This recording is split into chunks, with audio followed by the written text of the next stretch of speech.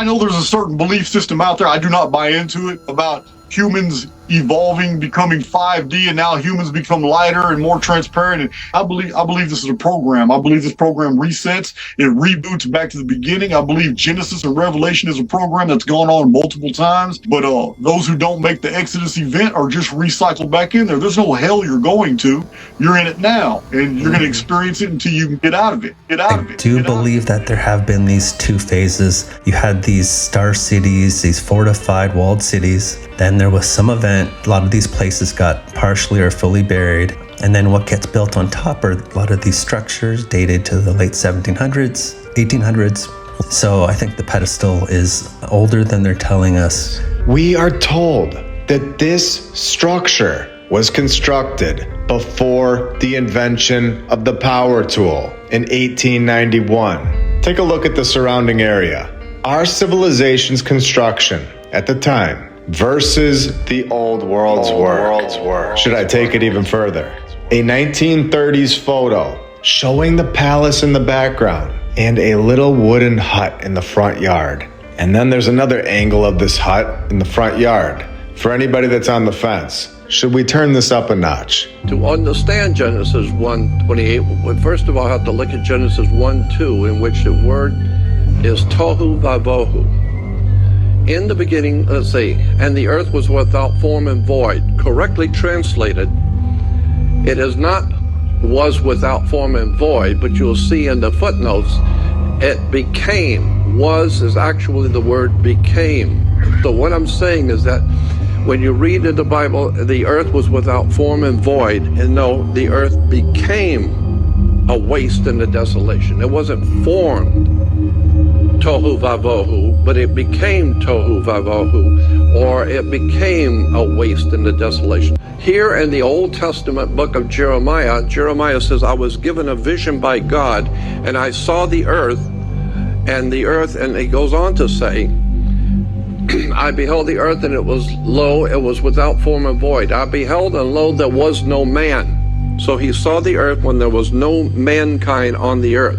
But it goes on to say, I beheld, and lo, the fruitful place was a wilderness, and all the cities thereof were broken down. So I think the pedestal is older than they're telling us. You have the Roman Empire, what we call Rome, and then there was an apocalyptic event. And then at some point after that, you had the rise of these star cities, star forts, walled cities, fortified cities. And then there was another destructive event.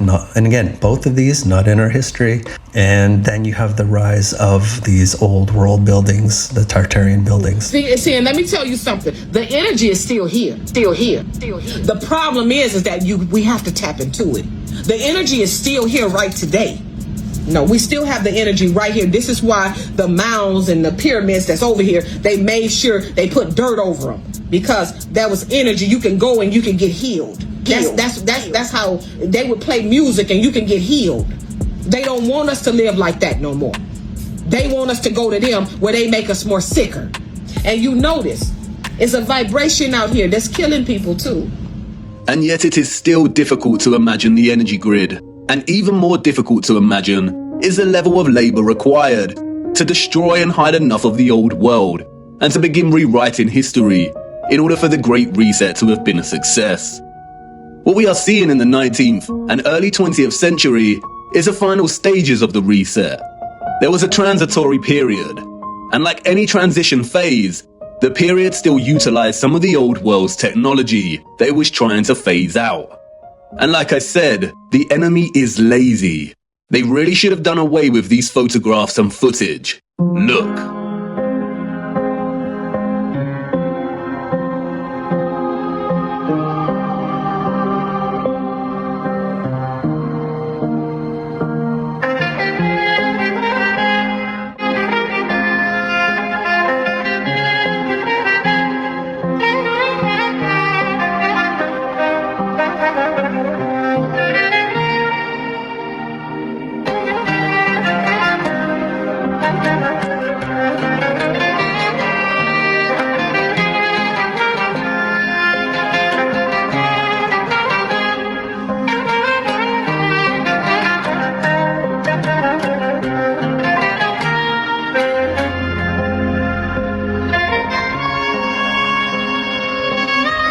also designing the glorious Mentmore Towers for none other than Baron Mayer Rothschild.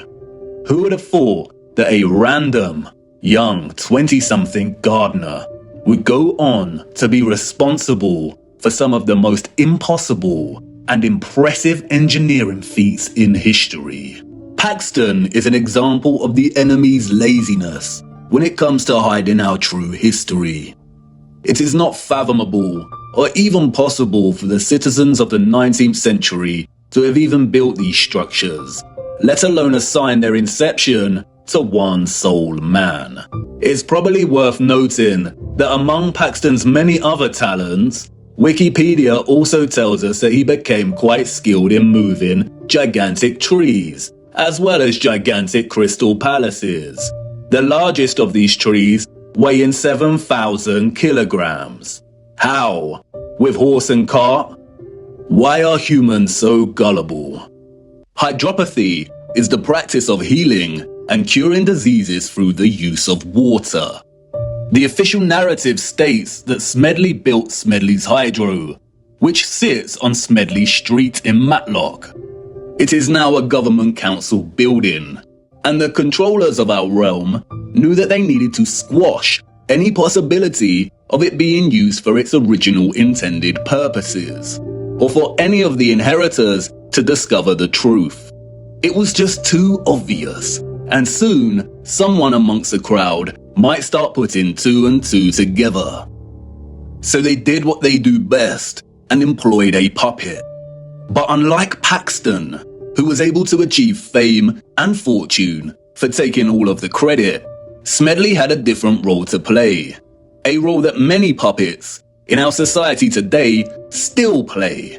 His mission was to carefully control the introduction of hydropathy, only for it to be declared primitive or fraudulent, and then subsequently buried and eradicated as a serious practice. His story is a very similar story to another enemy puppet that has gained a lot more attention over the years. I too once fell for the lies surrounding this man's story. As we all know, Nikola Tesla, he just a front. This was a white man. This just a front man. And trust me, it's melanated people behind this, okay? Persona was created to hide the fact. Okay, they saying it right here. I'm glad they said this. Nikola Tesla, persona was created to hide the fact that Tertarians mastered how to use the North Pole's negative charge, the Antarctic Circle positive charge, and the ions in the ether, along with the salt water of the ocean, to be able to use free energy on the ocean and sea to conduct an alternating current needed for any boat to harness Earth's magnetic electricity. Therefore, they had all the power, free power, to light up their boats, run electricity, and sail anywhere they wanted, anytime they wanted. Look at this. Compressed air train. No coal or logs needed. Look at this. They was ran on air. These are the trains. When they talk that craziness to you, these was the trains and they was ran on air. And here we go. Let's do this. 2 of the 4 clay figures perched on the roof have also been removed. Clay figures. What were the figures on top of this roof? Why not tell us what they were right in this paragraph?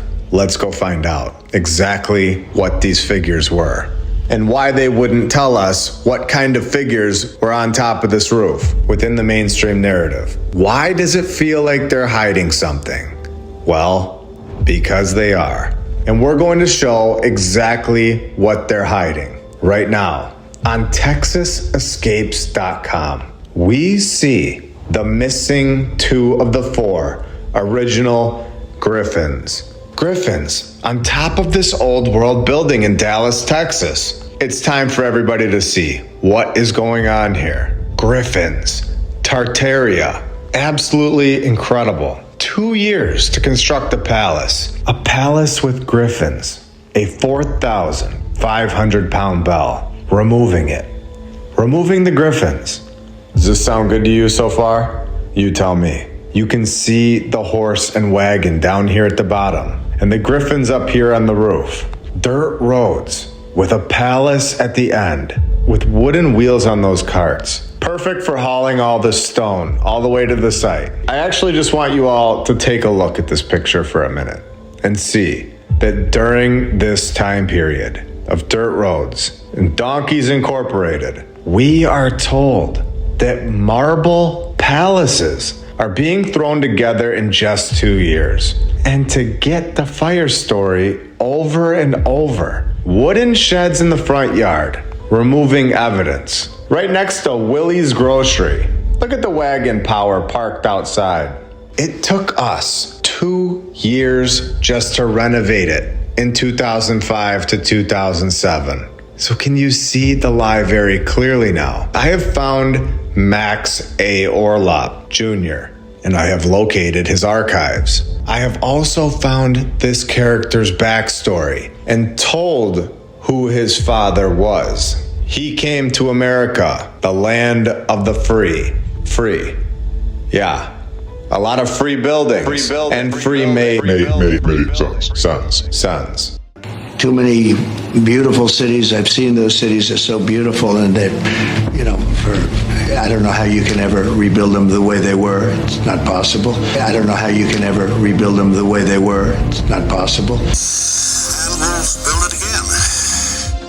It's not possible. Not possible. The Praetorian Building, Dallas, Texas, 190 feet tall. And this research is incredibly important so that we are all aware of what buildings were here, and to hopefully end the destruction of our true past. When the city of Dallas confirmed plans to demolish the building was fully demolished by the summer of 2013, being replaced by a sculpture of an eye.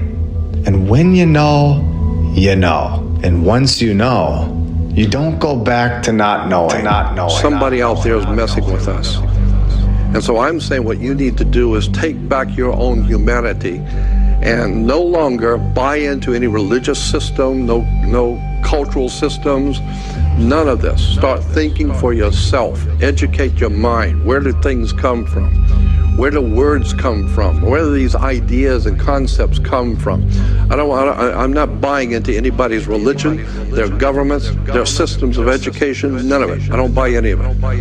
For a long time I've been questioning where do we get our knowledge about anything? Somebody's manipulating us. This is why we have something called politically correct. You've got to understand, you've got to go to school and learn what you're supposed to so you can get a job and work and fit in with the society. I don't want to fit in with society. There's nothing about society I want to fit in with. Really. I just want to have people start thinking for themselves and asking questions.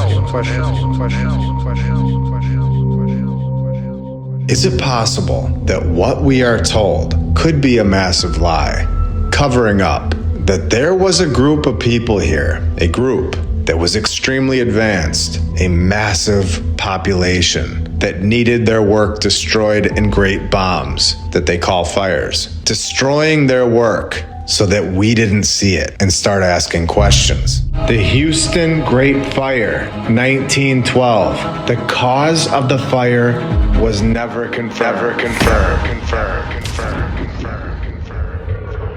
I don't want to speak for one side or the other, although it surely must be obvious which side my sentiments are with. Has something to do with the question of what you can conceive of as being the purpose of television. Do you look at it primarily as entertainment? The fellow watching a show, which he doesn't want any deep dramatic meaning, he doesn't want catharsis, he only wants to be entertained. But do you look at it as entertainment or as an art form? That's the oft-asked, properly asked question. And in informal moments when you can buttonhole a network executive, he will say to you that indeed no. It is not the responsibility of the networks to enlighten, to educate, to lift the intellectual values and interests of a populace? Not at all. They are simply there to reflect what are the entertainment tastes of the masses. They have forever said this, not publicly, but in any private conversation, this is principally what they will say.